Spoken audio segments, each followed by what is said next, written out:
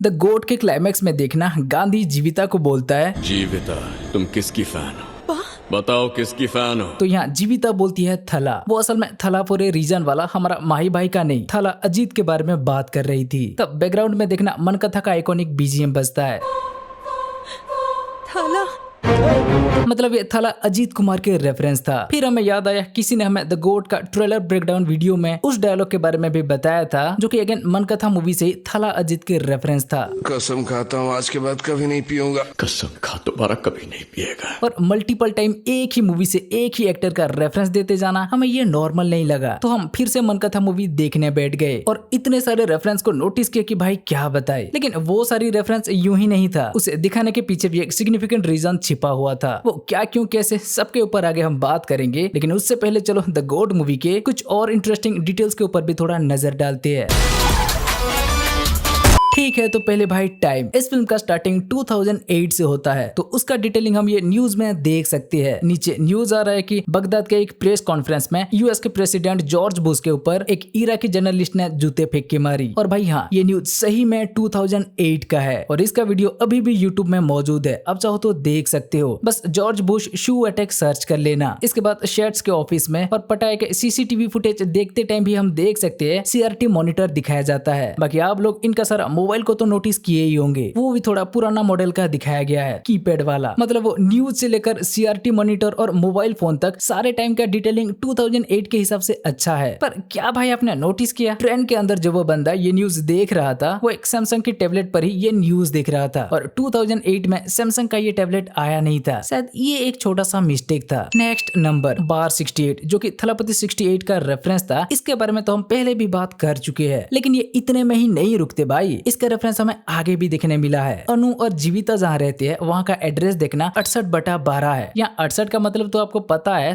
थलापति 68, बाकी 12 जो दिख रहा है वो डायरेक्टर के नंबर है। जी हाँ गाइस, वेंकट प्रभु के ये 12वीं फिल्म थी, तो यही रेफरेंस अगेन हमें जीवन के कार में भी देखने मिलता है। देखो थलापति 68 और 12 VP मतलब वेंकट प्रभु के 12वीं फिल्म। नेक्स्ट नंबर प्लेट के बारे में बात कर ही रहे हैं तो बता दे, गांधी के कार में हमें CM 2026 भी देखने मिल जाता है और हम सबको पता है 2026 में थलापति विजय पॉलिटिक्स में उतर रहे हैं, तो बाकी आप समझ जाओ। वैसे ये पॉलिटिक्स को लेकर एक और जगह भी रेफरेंस है। मैं किस पार्टी, वैसे पार्टी का नाम नहीं बता सकता, अभी अभी अनाउंस किया है ना। और हम सब ने देखा है इसी साल स्टार्टिंग में ही उनका पार्टी के नाम को रिवील किया है और अभी रिसेंटली उसका फ्लैग को भी, तो यहाँ उसी का रेफरेंस था। नेक्स्ट, जीवन बचपन से शायद सुपर हीरोज का फैन था, इसीलिए हम उसका बैग में सुपरमैन को भी देख सकते हैं। लेकिन उसका फेवरेट सुपर हीरो शायद स्पाइडरमैन था, क्योंकि उसका रेफरेंस हम बहुत सारे जगहों पर देख सकते हैं। पहले तो पटाए में स्पाइडरमैन के टॉयज और वो स्पाइडरमैन की सॉन्ग को भी आप सबने नोटिस किया होगा।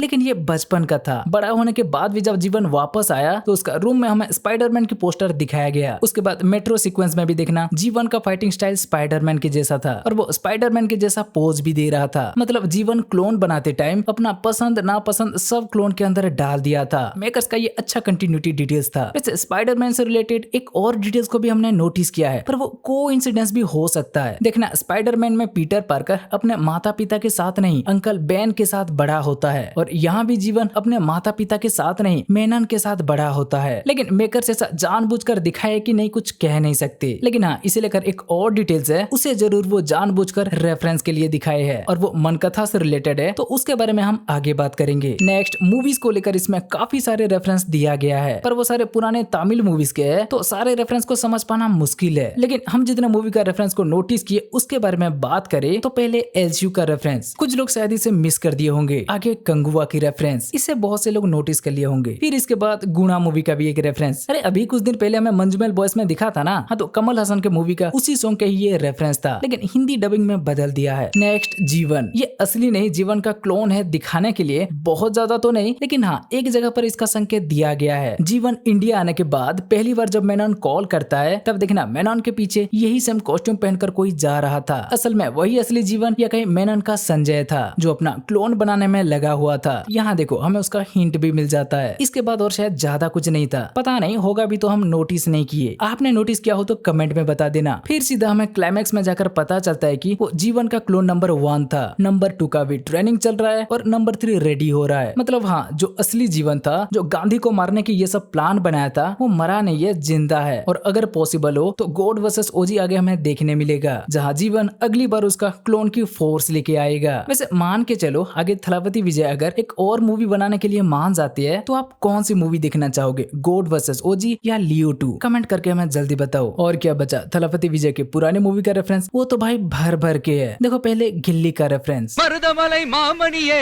முருகையா मरुदमलई मामनिये मुर्गैया। आगे गिल्ली का दूसरा आपड़ी पोड़ू का रेफरेंस।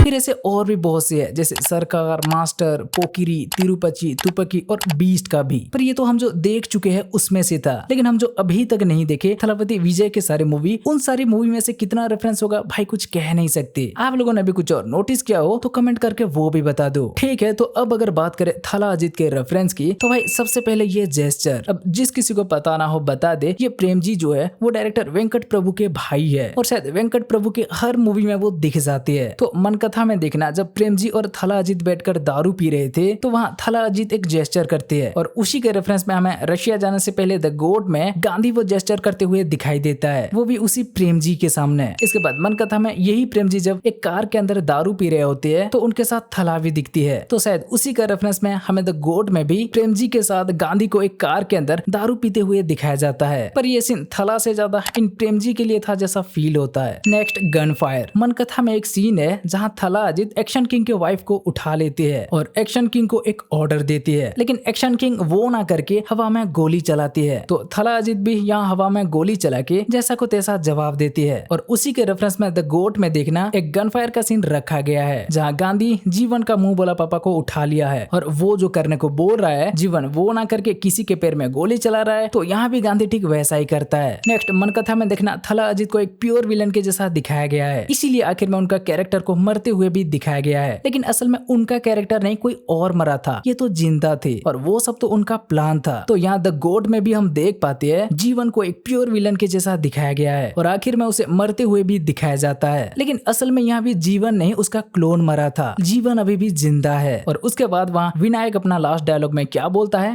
Game over. तो उसी के रेफरेंस में देखना है यहाँ जीवन भी बोलता है, पर थोड़ा सा अलग अंदाज में। The game is over, but only when I say it's over. Next identity details, मन कथा में देखना विनायक का कैरेक्टर स्टार्टिंग से एक हैंडकफ वाली चेन पहनते आ रहा था और जब वो मारा गया जैसे दिखाते हैं तो उसका बॉडी की पहचान उस हैंडकफ वाली चेन से ही किया जाता है। तो वैसे ही द गोट में भी देखना स्पाइडरमैन वाले टॉय को लेके उसका रेफरेंस दिया गया है। यहाँ भी गांधी डेड बॉडी के साथ वो स्पाइडरमैन को देख के जीवन को मारा गया समझता है, पर वो विनायक की तरह ही जिंदा था। ये तो बस एक फेक आइडेंटिटी को लेकर एक डिटेलिंग था। वैसे ये शायद वेंकट प्रभु के एक स्टाइल है, इसीलिए इसे मानाडू मूवी में भी यूज किया है। मन कथा में विनायक पुलिस के वर्दी में एक क्रिमिनल है, इसीलिए उसे हैंडकफ के चेन के साथ दिखाया गया है। तो देखना मनाडू में एसटीआर टाइम लूप में फंस जाती है, तो उनके गले में हमें एक इन्फिनिटी सिंबल का चेन को दिखाया है और इसका मतलब तो आपको पता है अनंत या कहीं एंडलेस, जैसा कि इसमें हीरो के साथ हो रहा था, चाहे वो जितने बार भी मर जाए फिर से वापस आ जाता था। भाई वैसा ही कुछ इसमें भी दिखा देते, पर चलो आइडेंटिटी डिटेल्स के लिए ये स्पाइडरमैन भी ठीक ही था। इसके बाद वो हेलमेट में भी कुछ लिखते हुए दिखाना, वहाँ एग्जॉस्ट तो यहाँ डेविल, अरे नहीं ये कोइंसिडेंस भी हो सकता है। बाकी और क्या, वो दारू वाला और बीजीएम के बारे में तो हम बात कर चुके हैं। अब देखो एक फिल्म के लिए तो ये सब कुछ एक नॉर्मल सी रेफरेंस हो सकता है, लेकिन जो इसके पीछे की कहानी जानता है भाई वो इन सब रेफरेंस का इंपॉर्टेंस समझ सकता है। हमारा नॉर्थ में शायद ज्यादा लोगों को इसके बारे में पता ना हो, पर थला और थलापति के फैंस सालों से झगड़ते आ रहे हैं, जैसे कि हमारे यहाँ एसआरके और भाईजान के फैंस, और जैसे कि एसआरके और भाईजान के बीच अभी कुछ नहीं है, झगड़ा खत्म हो गया है, सब कुछ नॉर्मल है। वैसे थला और थलापति के बीच भी अभी वैसे कुछ नहीं है और ना ही वो चाहते हैं कि ऐसे फैंस वार हो, लेकिन फैंस लोग कहाँ मानते हैं यार, वो तो अपने चहेता सुपरस्टार के मूवी आते ही शुरू हो जाती है अपने स्टार के मूवी को अच्छा दिखाने में और दूसरे स्टार का मूवी को बुरा दिखाने में। इसीलिए वेंकट प्रभु ये छोटा सा ही सही पर द गोट के अंदर वो मन कथा का रेफरेंस डालकर कोशिश की है कि थला और थलापति के फैंस अब झगड़ना छोड़ दे और इसे दोनों एक्टर के ऑडियंस मिलकर सेलिब्रेट करे। ऐसा उन्होंने मन कथा के टाइम भी किया था। थिएटर के एक सीन में देखना थलापति विजय के रेफरेंस को दिखाया था। देखो अब टाइम ऐसा आ गया है कि इन दोनों को लेकर तो कोई भी मूवी बना नहीं सकती, क्योंकि थलापति विजय सिनेमा से संन्यास लेने का चांसेस 99% कंफर्म है। इसलिए रेफरेंस के तौर पर इसे ही वेंकट प्रभु ऑडियंस को ये ट्रीट देना चाहते थे और 2011 में जैसे थला को वो एक ब्लॉकबस्टर मूवी दिए थे, थलापति को भी अब वैसा ही एक ब्लॉकबस्टर मूवी देना चाहते थे। इसीलिए इसके अंदर उसका कुछ सिमिलरिटीज भी दिख जाता है। शायद बहुत से लोग इसके बारे में जानते नहीं होंगे, इसीलिए इसके ऊपर चर्चा करना ठीक समझा। फिर तो ये था द गोट के कुछ डिटेल्स, मन कथा के कुछ रेफरेंस और थलापति के ऊपर एक वीडियो। अब क्या आपने भी इसके अंदर ऐसा कुछ नोटिस किया है? या इसे लेकर जो भी कहना है हमें कमेंट करके बता सकते हो। बाकी अब हम इस वीडियो को यहीं खत्म कर रहे हैं। तो अगर आपको ये वीडियो अच्छा लगा हो तो वीडियो को लाइक, शेयर और चैनल को सब्सक्राइब कर दो।